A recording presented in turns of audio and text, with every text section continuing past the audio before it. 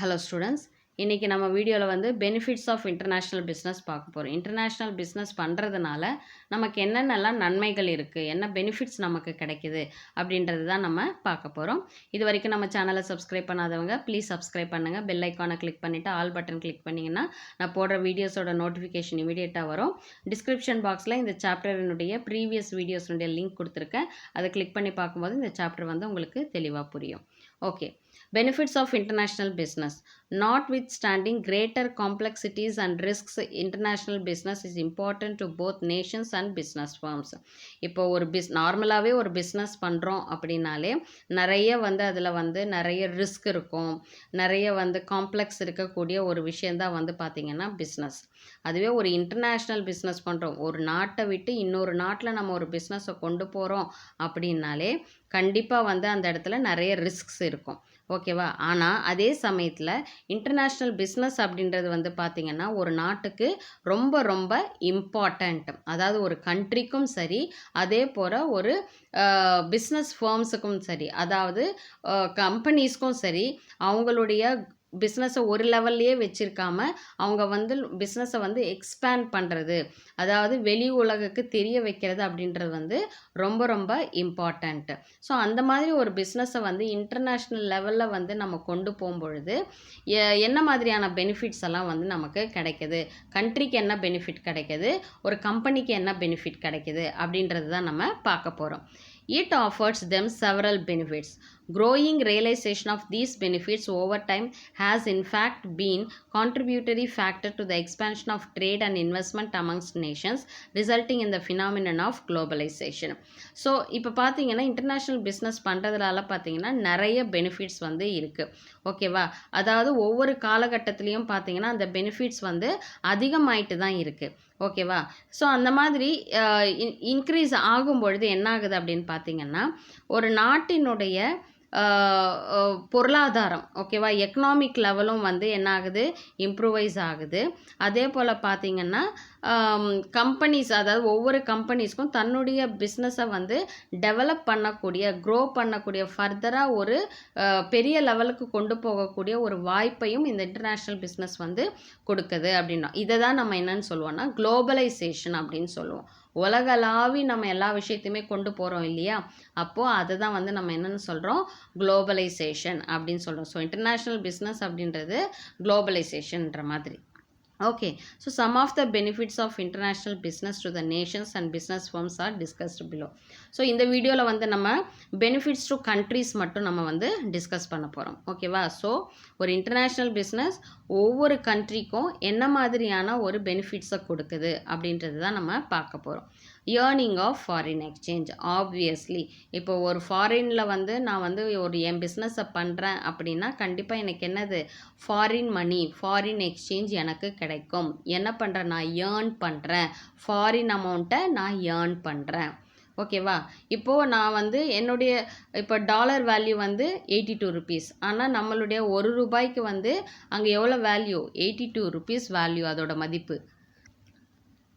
So நான் இங்கே work பண்ணும்போது எனக்கு ₹1 கிடைக்கக்கூடிய ஒரு மதிப்பு, ஒரு சேலரியாக எனக்கு ₹1 கிடைக்குதுன்னா, ஆனால் இதே நான் ஃபாரின் கண்ட்ரியில் வேலை செய்யும்போது அந்த ₹1 எனக்கு எவ்வளோ ரூபாய் நான் ஏர்ன் பண்ணுறேன், ₹82 நான் வந்து ஏர்ன் பண்ணுறேன். அப்போ என்னுடைய ஃபாரின் ஏர்னிங்ஸ் வந்து எப்படி இருக்குது, அதிகமாக இருக்குது. அப்போது ஒரு இன்டர்நேஷ்னலில் நான் பிஸ்னஸ் பண்ணுறேன் அப்படின்னும் பொழுது கண்டிப்பாக என்னுடைய ஃபாரின் எக்ஸ்சேஞ்ச், ஃபாரின் ஏர்னிங் எப்படி இருக்கும், அதிகமாக இருக்கும். இன்டர்நேஷ்னல் லெவலில் பிஸ்னஸ் பண்ணும்பொழுது கண்டிப்பாக என்னுடைய ஏர்னிங் வந்து அதிகமாக இருக்கும் அப்படின்னு அர்த்தம். So international business helps a country to earn foreign exchange which it can be later used for meeting its imports of capital goods, technology, petroleum products and fertilizers, pharmaceutical products and a host of other consumer products which otherwise might not be available domestically.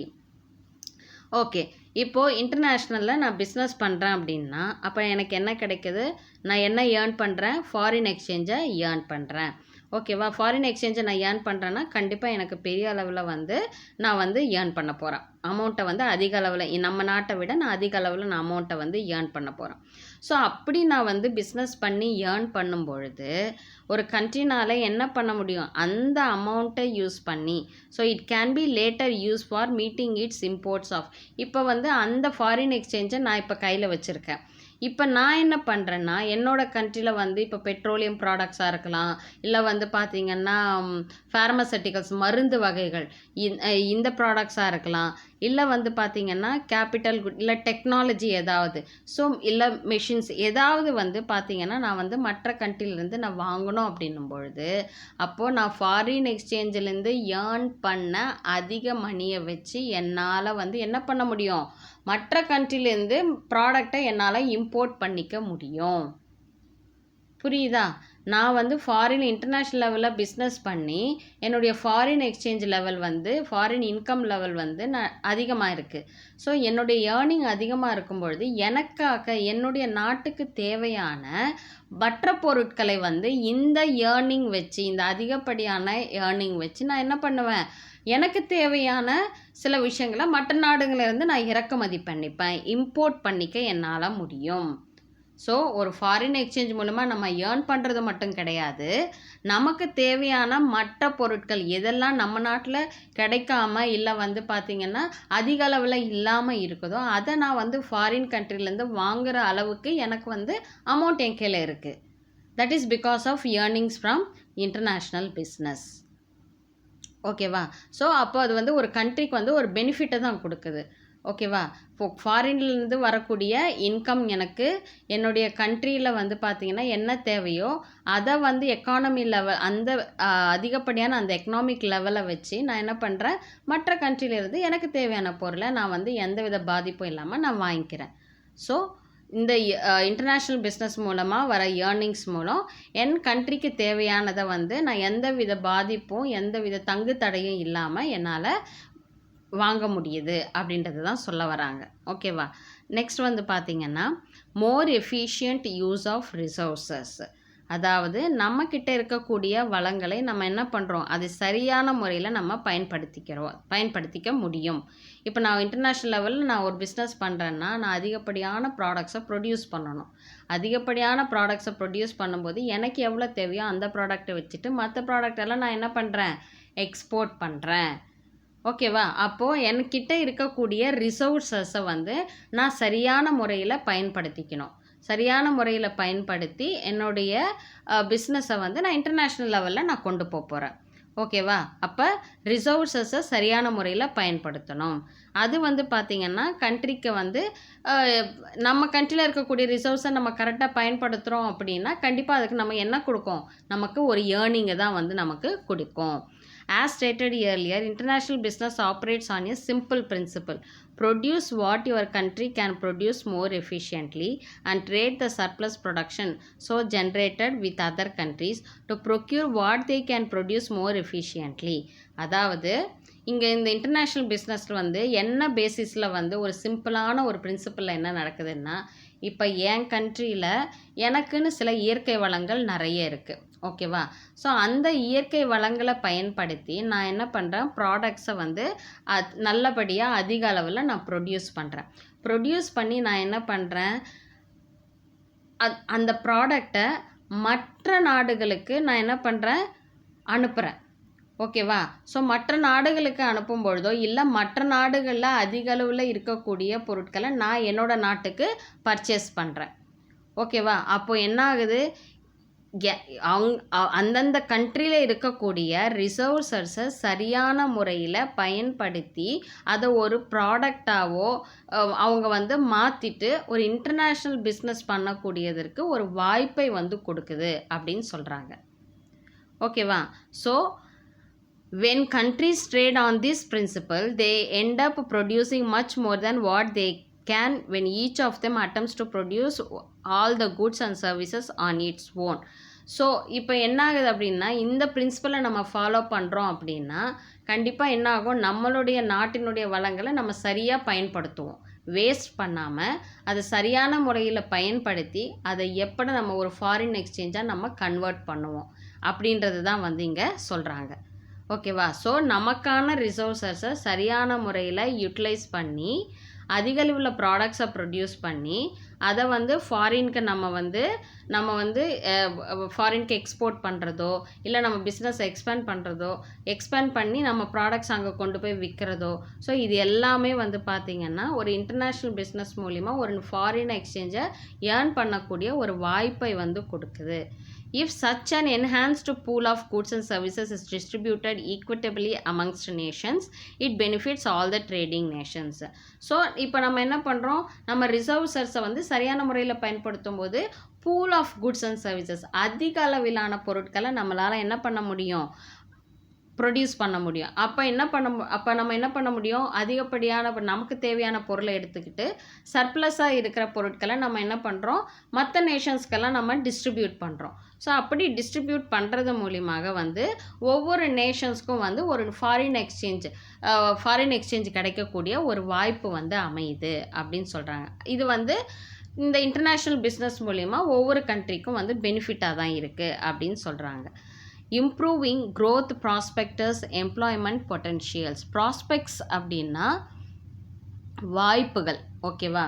So அவங்கவுங்க பிஸ்னஸை வந்து அவங்க வந்து புது புது வாய்ப்புகளை ஏற்படுத்திக்கிறதுக்கும், அதே போல் பார்த்திங்கன்னா வேலை வாய்ப்பை வந்து அதிகப்படுத்திக்கிறதுக்கும் வந்து இந்த foreign that is international business வந்து ஒரு கண்ட்ரிக்கு யூஸ் ஆகுது அப்படின்னு சொல்கிறாங்க, ஓகேவா.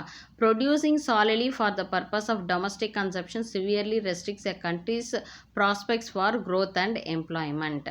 அதாவது வெறும் நம்ம கண்ட்ரிக்கு மட்டும் தேவையான பொருளை நான் வந்து ப்ரொடியூஸ் பண்ணி அவங்களுடைய யூசேஜுக்கு மட்டும் நான் கொடுக்குறேன் அப்படின்னா கண்டிப்பாக நம்ம கண்ட்ரிக்கு வேறு எந்த புதிய வாய்ப்புகளும் வராது, எந்தவித க்ரோத்தும் வந்து வேலை வாய்ப்பில் வந்து ஏற்படாது, எம்ப்ளாய்மெண்ட்டில் இருக்காது. அதை வந்து என்ன பண்ணணும், விரிவுபடுத்தும் நமக்கு வாய்ப்புகள் அதிகம் வரும்பொழுது தான் நம்ம பிஸ்னஸை நம்ம என்ன பண்ணுவோம், இன்னும் நம்ம டெவலப் பண்ணணும் அப்படின்னும் பொழுது தான் ஆட்டோமேட்டிக்காக எம்ப்ளாய்மெண்ட் ஆப்பர்ச்சுனிட்டிஸ் க்ரியேட் பண்ணக்கூடிய ஒரு வாய்ப்பு வந்து ஏற்படுது. Okay, many countries, especially the developing ones, could not execute their plans to produce a larger scale and thus create employment for people because the domestic market was not large enough to absorb all that extra production. இப்போ இந்த நிறைய countries, அதாவது இந்த developing countries, அதாவது develop ஆகிட்டுருக்கு இல்லையா, நம்ம இந்தியாலாம் பார்த்திங்கன்னா டெவலப்பிங் கண்ட்ரிஸ் தான். ஸோ நம்ம மாதிரியான டெவலப்பிங் கண்ட்ரிஸ் எல்லாம் பார்த்திங்கன்னா என்ன பண்ணுவாங்கன்னா அதிக அளவில் ப்ராடக்ட்ஸை வந்து அவங்க வந்து ப்ரொடியூஸ் பண்ணுறதுக்கு செயல்படுத்த முடியறதில்ல அவங்களால, ஓகேவா. ஸோ அந்த மாதிரி செயல்படுத்த முடியாத பட்சத்தில் கண்டிப்பாக அங்கே வந்து எம்ப்ளாய்மெண்ட் ஆப்பர்ச்சுனிட்டிஸும் பாதிப்படையுது, ஓகேவா. அவங்களுக்கான ப்ராடக்ட்ஸை வந்து இல்லை அதிக அளவில் அவங்க ப்ரொடியூஸ் பண்ணாலும் அதை வந்து இன்டர்நேஷ்னல் லெவலுக்கு கொண்டு போக முடியாத ஒரு சூழலும் வந்து ஏற்பட்டுருது. So later on a few countries such as Singapore, South Korea and China which saw markets for their products in the foreign countries embarked upon the strategy export and flourish and soon become the star performers of the world map. இப்போ என்னுடைய domestic ப்ராடக்டை, அதாவது என்னுடைய நாட்டில் produce பண்ணக்கூடிய ப்ராடக்டை என் மக்களுக்கு மட்டுமே நான் கொடுத்துட்டு மிச்ச பொருளையும் நம்ம என்ன பண்ணுறோம், அதை சரியான முறையில் யூட்டிலைஸ் பண்ணாமல் அப்படியே நான் வந்து என்ன பண்ணிடுறேன், தங்க வச்சிடுறேன். அப்போ எனக்கு அதனால் ஏதாவது ஒரு லாபம் இருக்கா அப்படின்னா கண்டிப்பாக கிடையாது. இதெல்லாம் தான் வந்து பார்த்திங்கன்னா டெவலப்பிங் கண்ட்ரீஸில் பண்ணுற ப்ராப்ளம். ஸோ அந்த மாதிரி இல்லாமல் இப்போ ஃபாரின் கண்ட்ரீஸ்லாம் சிங்கப்பூர், சவுத் கொரியா, சைனா எல்லாம் பார்த்திங்கன்னா தன்கிட்ட சர்ப்ளஸாக, அதாவது தனக்கும் மிஞ்சி அதிகப்படியாக இருக்கக்கூடிய பொருளை எப்படியெல்லாம் அடுத்த நாட்டில் வந்து நம்மளுடைய மார்க்கெட்டை கொண்டு போய் நம்மளுடைய ப்ராடக்டை யூஸ் பண்ணுறதுக்கான மார்க்கெட்டை எப்படி நம்ம உருவாக்குறது அப்படின்றதுல அவங்க வந்து தெளிவாக இருக்கிறாங்க. அவங்க என்ன பண்ணுறாங்க, தன்னுடைய ப்ராடக்ட்ஸை மற்ற நாட்டில் கொண்டு போயிட்டு அதை என்ன பண்ணுறாங்க, விற்பனை செய்ய. இப்போ நிறைய நம்ம யூஸ் பண்ணுறதுல சைனா ப்ராடக்ட்ஸ் தான் நம்ம யூஸ் பண்ணிகிட்ருக்கோம் இல்லையா. நிறைய சைனா ஃபோன்ஸ் யூஸ் பண்ணிகிட்ருக்கோம், நிறைய ஃபாரின் ப்ராடக்ட்ஸை, ஃபாரின் சென்ஸ் இதெல்லாம் நம்ம யூஸ் பண்ணிகிட்ருக்கோம். ஸோ அதெல்லாம் வந்து பார்த்திங்கன்னா அவங்களுக்கான வருவாயை நம்ம வந்து ஏற்படுத்தி கொடுத்துட்ருக்கோம், ஓகேவா. ஸோ அந்த மாதிரி கண்ட்ரிஸ் எல்லாம் என்ன பண்ணுறாங்க, அவங்களுக்கான பொருட்களை, அதாவது அவங்களுக்கு அதிகப்படியாக இருக்கிற பொருட்களை மற்ற நாடுகளுக்கு அவங்க எக்ஸ்சேஞ்ச் பண்ணி அவங்க என்ன பண்ணுறாங்க, ஃபாரின் எக்ஸ்சேஞ்சை அவங்க கண்ட்ரிக்கு ஏர்ன் பண்ணிக்கிறாங்க. ஸோ அந்த மாதிரி அதிகப்படியான பொருட்களை ஒரே இடத்துல ஸ்டாக்னண்ட்டாக இல்லாமல் தேங்கி நிற்க வைக்காமல் அதை வந்து நம்ம வெளி உலகத்துக்கு நம்ம கொண்டு போகணும். கொண்டு போகும்போது தான் நமக்கான புது புது வாய்ப்புகளும் வரும், அதே போல் ஒரு வேலை வாய்ப்புக்கான ஒரு சூழலும் வந்து உருவாகும். This helped them not only in improving their growth prospects but also created opportunities for employment of people in these countries.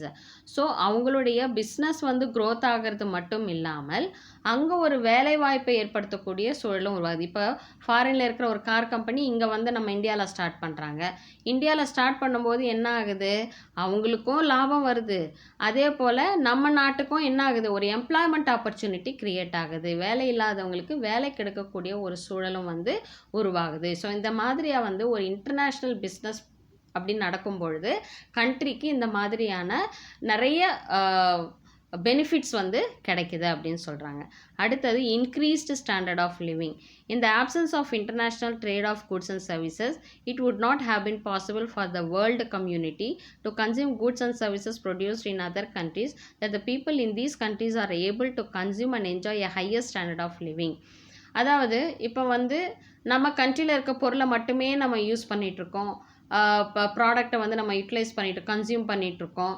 மற்ற நாடுகளில் இருக்கக்கூடிய ப்ராடக்ட்ஸை நமக்கு என்னன்னு கூட தெரியாது, நிறைய டெக்னாலஜி வைஸ் நிறைய இம்ப்ரூவைசேஷன்ஸ் இருக்கும். அதெல்லாம் நம்ம எதுவுமே தெரிஞ்சிக்காமல் இருந்தோம் அப்படின்னா நம்ம ஸ்டாண்டர்ட் ஆஃப் லிவிங் எப்படி இருக்கும், ஒரே லெவலில் பெரிய அளவில் முன்னேற்றம் இல்லாமல் வாழ்க்கை தரம் எப்படி இருக்கும், ஒரு லோ லெவலில் தான் இருந்துக்கிட்டு இருக்கோம்.